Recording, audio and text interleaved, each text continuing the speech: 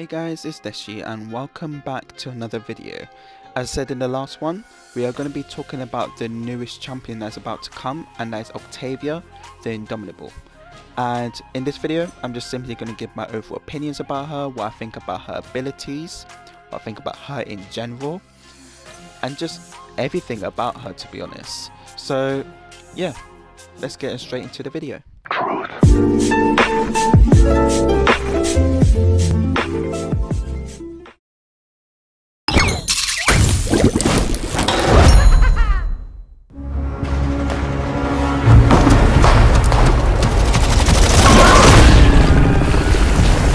We've been wiped out.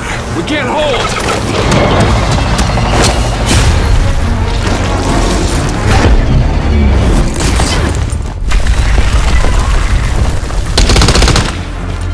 Commander Octavia? I've got you. This isn't over yet.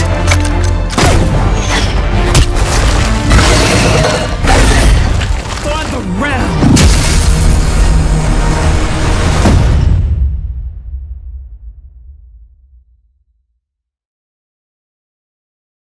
So as you all know, she's a damage champion and she has a base health of 2200 health.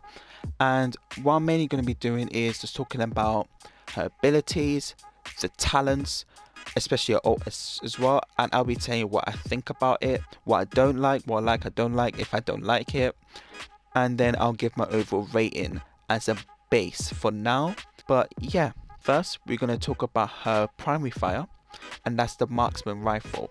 It's a semi-automatic marksman rifle that deals 500 damage every 0.3 seconds, has a maximum ammo count of 12, and is fully effective up to 900 units. Seeing this in the live stream was pretty cool. I was a bit skeptical at first because I thought they're going to take some elements of like Strix and Canessa or a bit of Victor in there, but they really didn't at the same time. I was looking at it and I was like, this reminds me of the scout rifle in Destiny, but obviously the scout rifle doesn't shoot as fast as Octavia's one does. And especially what I'm about to say in the Commander's Leap, it really gave me, I'm not sure if it's Destiny or another game, it gave me that sort of vibes and I really love it. The alt fire is designated sights, so look down your sights and gain increased accuracy.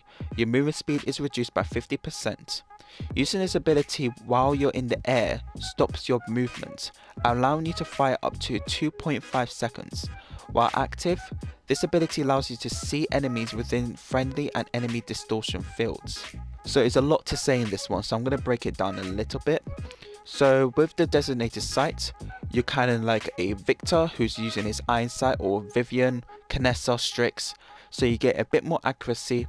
And you actually believe you deal a bit more damage from afar, and you deal around 500 damage in there, and headshots around 710 or 750, I don't remember, but those numbers that I saw on the live stream are a bit different to what I will see in game in the future.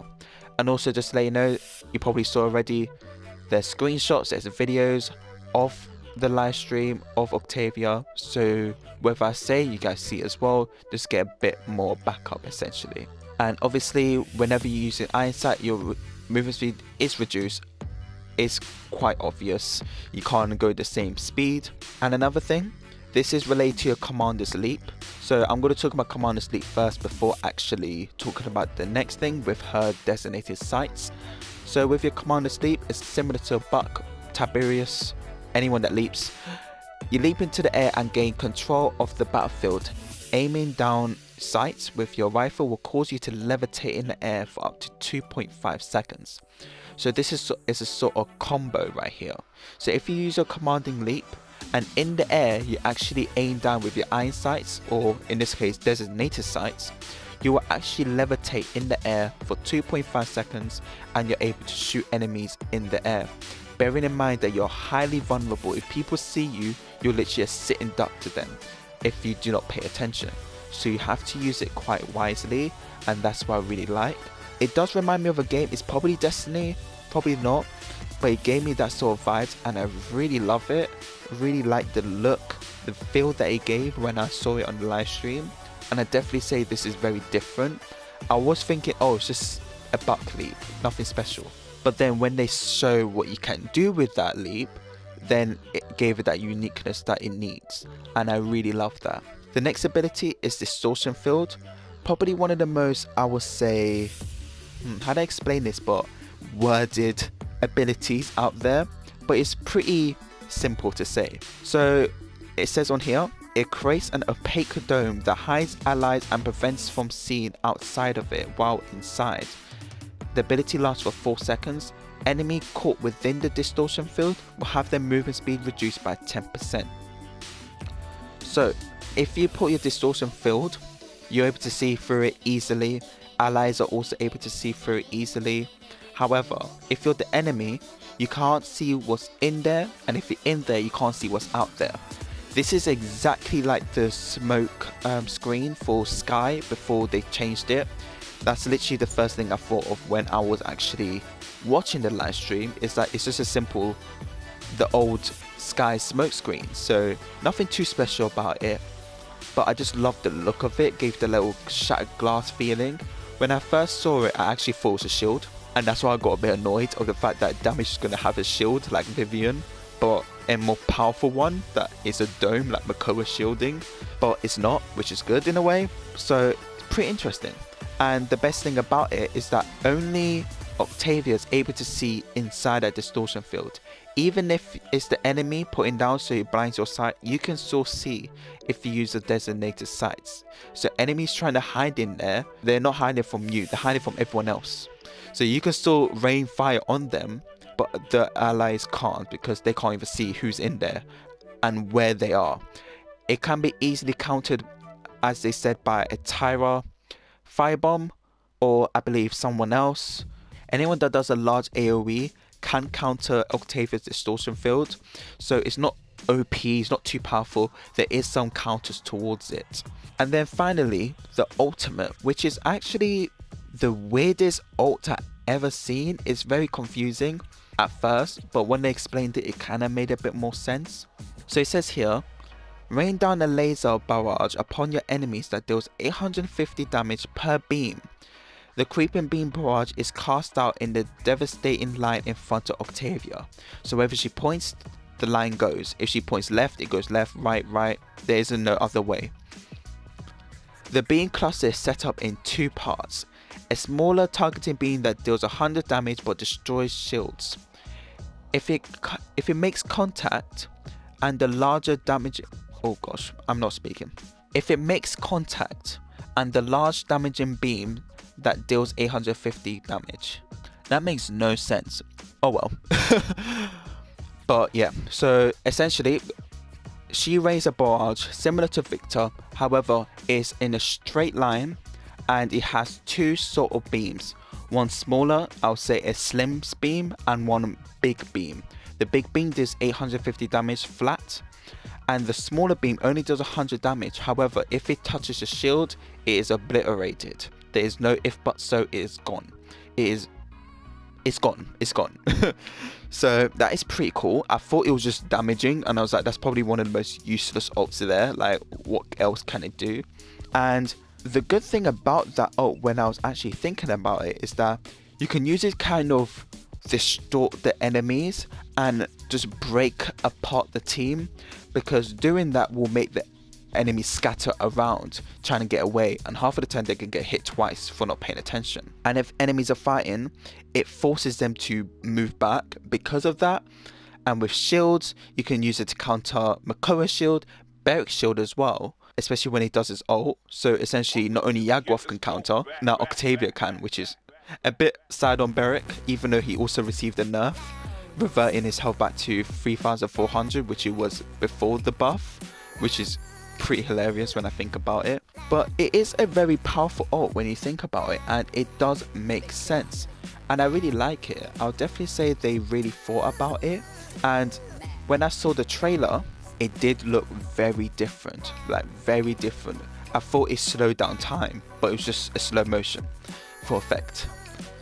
But anyways, we're going to go straight into the talents, and we're going to see what we have here. I do like the talents. I'll definitely say they're very unique, but they're very, I would say, dependent. Like, there isn't a main talent I would say that no one will go for. There is, all of these talents I would say have meaning to them, and I really like all of them. There's not even one that I don't like. It's like similar to, I would say, Corvus's one. All of them are good, but there are some talents out there that are just stupid, I must say. I'm gonna be real with you. For example, Tiberius one with Vicious Assaults, very useless talent. But anyways, we can start with the default one that you lock straight away, and it's called Hell or High Water. Upon landing with your commanding leap ability, it creates a small pool underneath you that allows you to heal both yourself and allies for 600 health over 1.5 seconds. Octavia's ammo is not consumed during standing in that field, or maximum of 1.5 seconds. Pretty interesting. Pretty interesting. So if you use a commanding leap, whether you land, you create a small pool, heal yourself and allies, and you don't consume ammo, and the consuming ammo is only for Octavia, not for the allies, only for Octavia herself, which is very powerful, I must say. Definitely use that if you don't have a healer, or if the healer is mainly focusing on the tank, of course. That is a really good talent. The next one is Asymmetric Warfare, which you lock at level 2. The distortion field will damage enemies for 125 every 0.5 seconds for the duration of distortion field. And not only that, it also heals allies for 75 every 0.5 seconds while inside of the field. Again, a pretty interesting talent, and definitely a talent to go for if the tank is mainly stationary, or you want to essentially heal people on the point because the heal is not as good. I'll definitely say, again, another good talent to go for. Applies a bit of pressure so people can get off the point or get off a certain area away from you as well. You can even do that for yourself, so you can put on yourself and enemies won't go to you, because obviously not only does it damage them, they won't even see it around them, and they're very, very, very vulnerable at that point. So again, another amazing talent. And then finally, at level 8, you get Display of Force. Enemies are rooted in place for 1.5 seconds when they're hit by the pre-fire beam, and the creeping barrage deals 600 extra damage. So as you all know, with the beam, there's two beams. You have the pre-fire beam, which is a slimmer beam, which actually destroys the shields. So it doesn't even say here that it gets rid of that point of the shields. It actually adds, not only does it get rid of shields, it also adds roots as well, which is very powerful. And I feel like most people will probably go for Display of Force, as not only does it root people, it also deals 600 extra damage, meaning that you get 1450 hit points removed from the enemies. If you think about it, if you're rooting the enemy, it makes them vulnerable, like a Grover root when he goes for deep roots. So I do feel like most people will go for this talent, as not only is it CC, it's extra damage as well on the ult, because the ult only deals 850 damage. Not a lot when you really think about it. So 3 amazing talents, they really thought about it, and I definitely give props to them because they did a really good job on that. Oh yeah, there's also another thing I completely forgot, and that is the passive ability, which I didn't actually mention in the patch notes unless I missed it. But if you're, and this only applies that when you're in the lobby, or in the, yeah, I think it's called a lobby, before you go into battle. So Octavia has 4 passive abilities, and only she can do this. However, it benefits the entire team, and there's 4 of them if I remember correctly. Hopefully I do. One of them is all your allies get 10% cooldown reduction. The second one is every 5 eliminations, every 5 eliminations that your team gets, you gain 150 credits, so you can boost the credits and you can actually buy more items. Very dependent, I must say, on the team. The third one, every time your team respawns, you gain a 500 shielding. It doesn't say there's a cooldown, so I presume that everyone gets it for a limited amount of time until it's destroyed. And once it's destroyed, you can never get that shield again until you die and respawn again. And then the fourth one, you get 50% ult charge. and that's for the team at base. So once you leave, you get 50% ult charge throughout the entire match, and these are throughout the entire match. So I presume once you guys go in, I think you can't change it no more. I'm not 100% sure. If you can, very good, because if you think about it, if you know your team could do a bit of damage, you could start with the credits, get an elimination, get the credits, boom, you get core rise free, you get some chronos, life rip, etc. Secondly, you can go with maybe ult charge, so you gain your ult a lot quicker, getting your ult out there and fighting. And then probably the last match when it's free, get that 500 shielding in. Who knows? If you get that 500 shielding, people will have a more chance of fighting the battle and deal some damage and have a better chance to survive. So these are very, I would say, some tactics people might do in there. That's only if you can change it whenever you're in the lobby, but we're not sure. I don't remember if they said you can't change it, but I presume you can't, because that'll be a bit too powerful if you think about it. But apart from that, that is all I wanted to say, to be honest. I will talk about the cards and her in good detail once she's out and trying her in the shooting range, and is really in-depth talking to you guys about her and how to use her. But apart from that, that's all I wanted to say. And yeah, that's literally it. Love the skins, by the way. So hopefully you guys have all enjoyed today's video. Do let me know in the comments what you think about Octavia. Do you guys like her? Do you guys not? Definitely want to know what you guys think, because overall opinions, she's amazing. I'll give her a good 9 out of 10. Definitely say she can be, there's probably going to be some elements of overpowerment right there with her, and a bit her being underwhelming. But I definitely would love to know what you guys think. And that's all I really wanted to say, to be honest. Have a lovely day, everyone, and I'll see you guys all next time. Bye bye.